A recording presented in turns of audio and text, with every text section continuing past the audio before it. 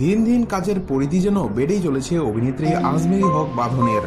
একের পর এক চরিত্রে অভিনয়ের দ্যুতি ছড়িয়ে প্রশংসায় ভাসছেন এই অভিনেত্রী। তারই প্রমাণ মিলল আবার, ফের টলিউডে অভিনয় করবেন তিনি। প্রসেনজিৎ বিশ্বাসের অ্যান্থোলজি ফিল্ম ফেয়ার অ্যান্ড আগলির একটি গল্পে অভিনয়ের জন্য প্রস্তাব পেয়েছেন বাঁধন। ভারতীয় গণমাধ্যমের সূত্রে জানা গেছে বাঁধন কাজটি করতে ইচ্ছুক। ইতোমধ্যে সেখানে যাওয়ার প্রস্তুতিও নিচ্ছেন তিনি। এই গল্পে বাঁধন ছাড়াও থাকছেন ফার্জি, ব্রহ্মাস্ত্র খ্যাত তারকা শাকিব আয়ুব ও দেবপ্রসাদ হালদার। চলতি মাসের মাঝামাঝি সময়ে শুটিং শুরু হওয়ার কথা রয়েছে বাঁধনের। নির্মাতা প্রসেনজিতের অ্যান্থোলজিতে মোট 5টি গল্প রয়েছে। ইতোমধ্যে কয়েকটির শুটিং শেষ হয়ে গেছে।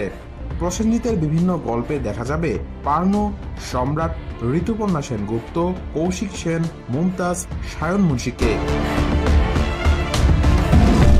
2018 সালে সৃজিত মুখার্জি পরিচালিত হইচই সিরিজ রবীন্দ্রনাথ এখানে কখনো খেতে আসেননিতে অভিনয় করেছিলেন বাঁধন।